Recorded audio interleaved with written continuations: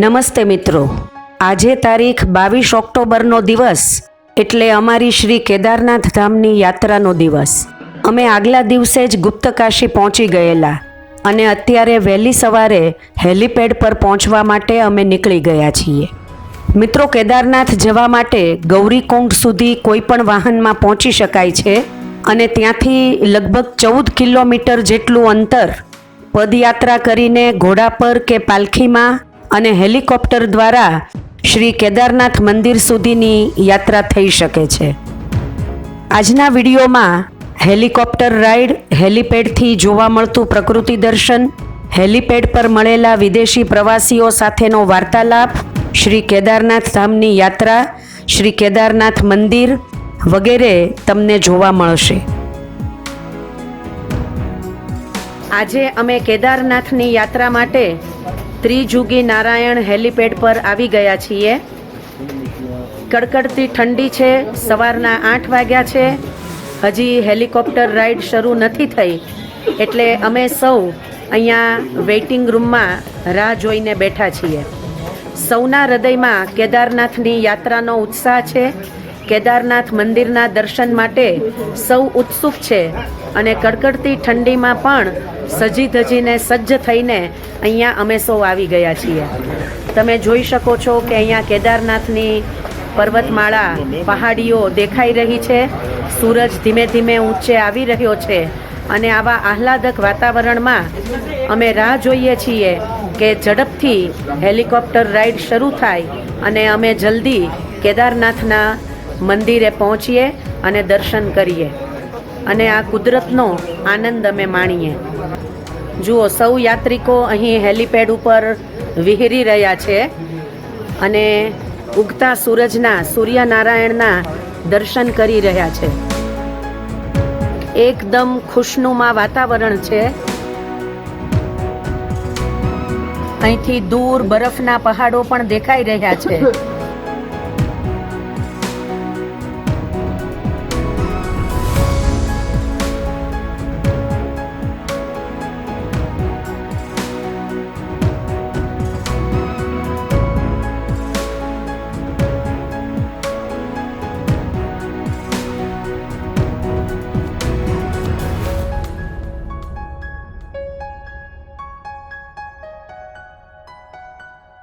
આ વેઇટિંગ રૂમમાં અમે સૌ મિત્રો રાહ જોઈ રહ્યા છીએ.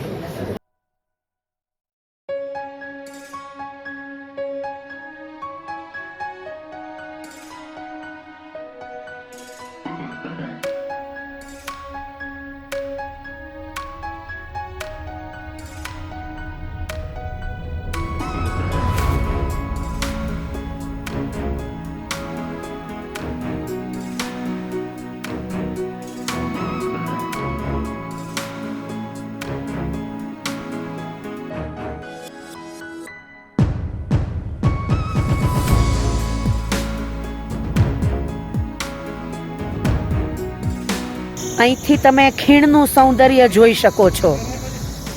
હિમાલયમાં આવી રીતે ખીણની અંદર નાના નાના ગામડાઓ વસેલા છે. આ બધા જે મકાનો દેખાઈ રહ્યા છે એ એક નાનું ગામ છે. આવા 50-60 ખોરડાનું મકાન હોય અને એવું નાનું ગામ હોય અને વળી પાછું આગળ જાઓ એટલે એવું બીજું ગામ આવે.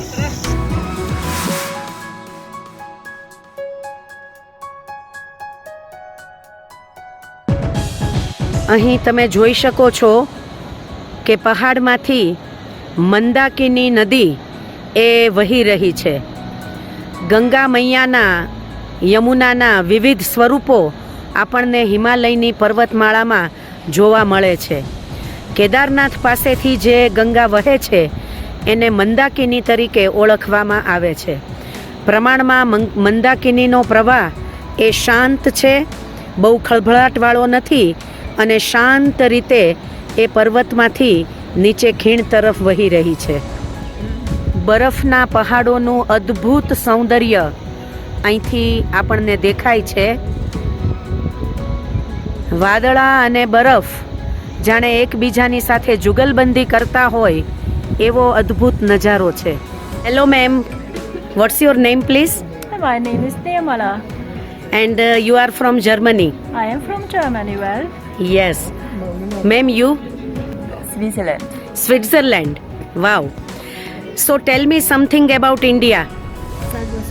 Indian is very, very beautiful. Very spirit. Wow. Ma'am, you please, what is your feedback regarding India? And which places you visited? I visited several times India, so Rajasthan, Pushkar, Udaipur, Jodhpur, Jaipur, and also Agra and Vrindavan and Varanasi, Kashi, and Badrinath and Joshimath, Tungnath, Rishikesh, Haridwar. I like India very much. It is the most holiest place of the world. Very good. It's the spirit of Sanatan Dharma. No, it's united us. Okay, so what do you know about Sanatan Dharma? Sanatan Dharma is the only one religion. It's collect us. It is the way we have to protect the animals, we have to protect the nature, we have to protect Mother Earth, and we have to protect and connect it to one another. Yeah. Thank you very much. ધન્યવાદ. અહીંયા કેદારનાથમાં ઘણા બધા foreign tourist પણ helipad ઉપર હેલિકોપ્ટરની રાહ જોઈ રહ્યા છીએ, તો અમે એની સાથે થોડીક વાતચીતનો આનંદ મેળવીએ. Okay sir, please introduce yourself. Hello, I'm from Germany. Okay, and what is your profession? I'm a carpenter. Wow, very good. And how many places you have visited in India?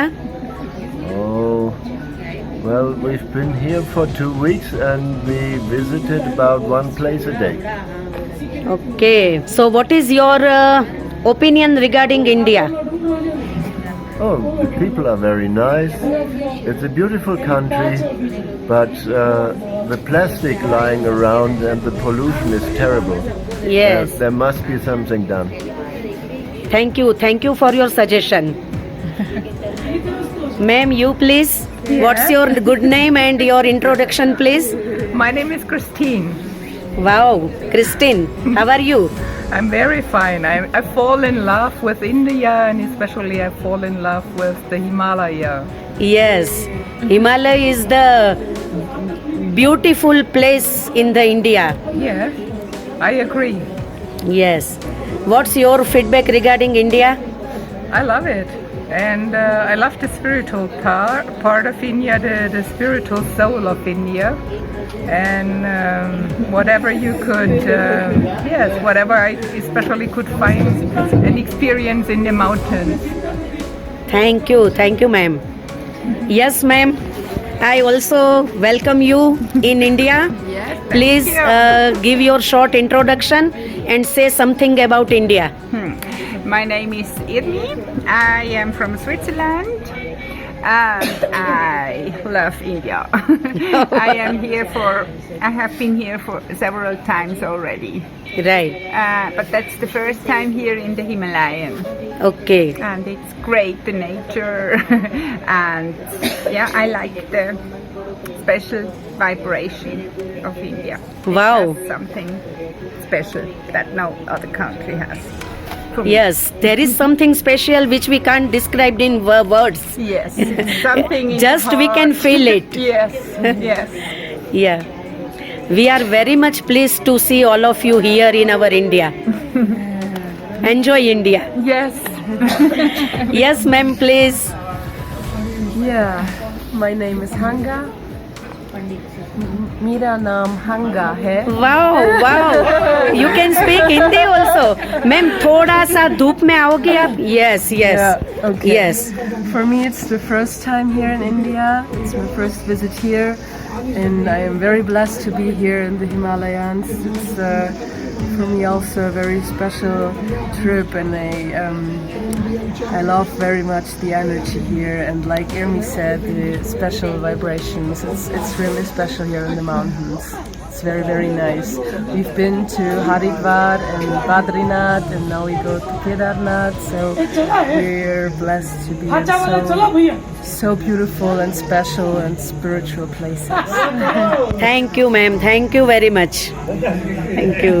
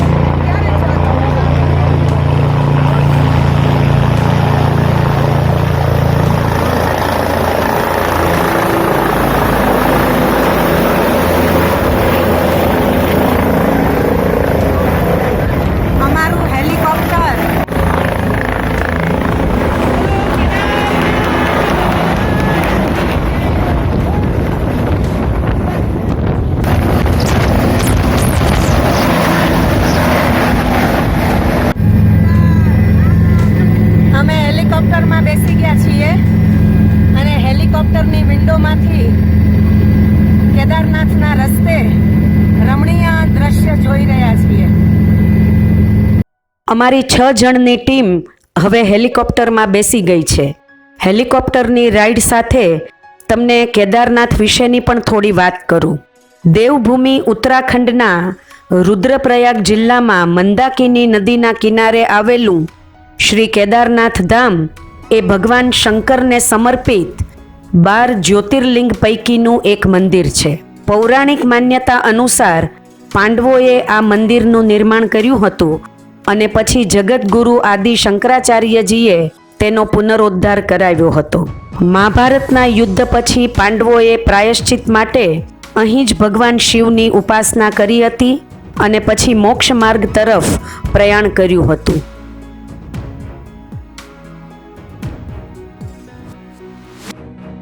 Helicopter ઊંચાઈ ઉપર ચડી રહ્યું છે અને જુઓ વાદળાની એકદમ નજીક અમે આવી ગયા છીએ.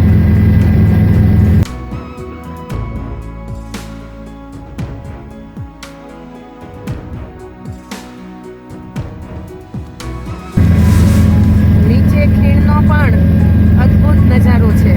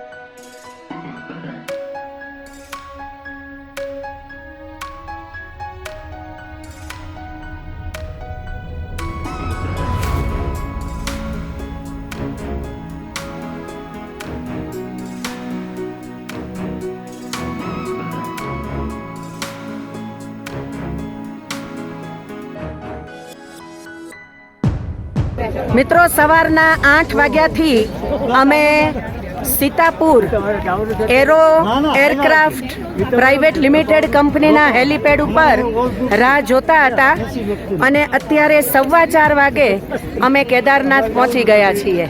તમે અહીંયા હેલીપોડ જોઈ શકો છો. બધા યાત્રિકો પણ ધીમે ધીમે આવતા જાય છે. અહીંથી જવાવાળા યાત્રિકો હેલિકોપ્ટરમાં બેસીને રવાના થાય છે.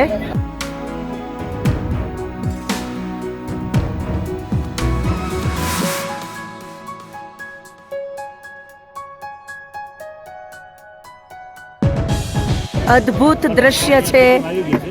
પહાડ ઉપર બરફ થોડો થોડો છવાયેલો છે. સૂરજ થોડોક વાદળા પાછળ સંતાઈ ગયો છે. અમારા સૌના મોઢામાંથી ધુમાડા નીકળે છે.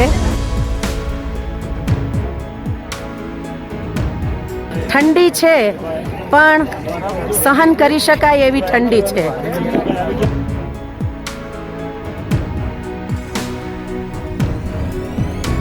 હમણાં અમારા બીજા મિત્રો આવે એટલે અમે કેદારનાથના દર્શન માટે જશું. કેદારનાથ મંદિર તરફ પ્રયાણ કરશું. હજી 1 કિલોમીટરનું અંતર કેદારનાથ મંદિરે પહોંચવા માટે અમારે કાપવાનું છે. શ્રી કેદારનાથનું ભવ્ય મંદિર 80 ફૂટ ઊંચું છે. ભૂખરા વિશાળ પથ્થરોને કોતરીને આ મંદિરનું નિર્માણ કરવામાં આવ્યું છે. મંદિરના આગળના ભાગમાં ગ્રીક શૈલીનો ધાતુનો ત્રિકોણ ધ્યાન ખેંચે છે. મંદિરનું સ્વરૂપ ચતુષ્કોણાત્મક છે. મંદિરના ગર્ભગૃહમાં ભગવાન શિવજી સ્વયંભૂ જ્યોતિર્લિંગ રૂપે બિરાજમાન છે. પાર્વતી માતાની પાષાણની મૂર્તિ છે. સભા મંડપમાં 5 પાંડવો, માતા કુંતી અને ભગવાન શ્રીકૃષ્ણની પાષાણની મૂર્તિઓ કંડારેલી છે. હિમાલયની મધ્યે આવેલું ભગવાન કેદારનાથનું આ શિવ મંદિર, ખરેખર આ મંદિર એની પ્રાચીનતા, ભવ્યતા, પવિત્રતા અને ભાવ, ભક્તિ, શ્રદ્ધા માટે સુપ્રસિદ્ધ છે. પાંડવો પણ હિમાલયમાં આવ્યા ત્યારે અહીં પધાર્યા હતા. આ એ જ કેદારનાથ મહાદેવનું મંદિર છે. હિમાલય એટલે શિવાલય, શિવનું આવાસસ્થાન. તો કેદારનાથના મંદિરના દર્શન કરી અમે ખૂબ ધન્યતાનો અનુભવ કરીએ છીએ. મિત્રો, હિમાલય દર્શન અને ચારધામ યાત્રામાં અત્યાર સુધીના વિડીયોમાં આપણે હરિદ્વાર, ગંગોત્રી, યમુનોત્રી, મસૂરી અને દહેરાદૂનના જોવાલાયક સ્થળો અને મંદિરોના દર્શન કર્યા અને આજે કેદારનાથની યાત્રા કરી. હજુ આપણે બદ્રીનાથ, ઋષિકેશ, વિષ્ણુપ્રયાગ અને અન્ય કેટલાક મંદિરો, સ્થળો અને સંસ્થાઓના દર્શન કરવાના છીએ. તો મિત્રો, તમે કનેક્ટેડ રહેજો, વિડીયો જોતા રહેજો, વિડીયોને લાઈક, શેર કરજો અને આપણી યુટ્યુબ ચેનલને સબસ્ક્રાઈબ કરી દેજો.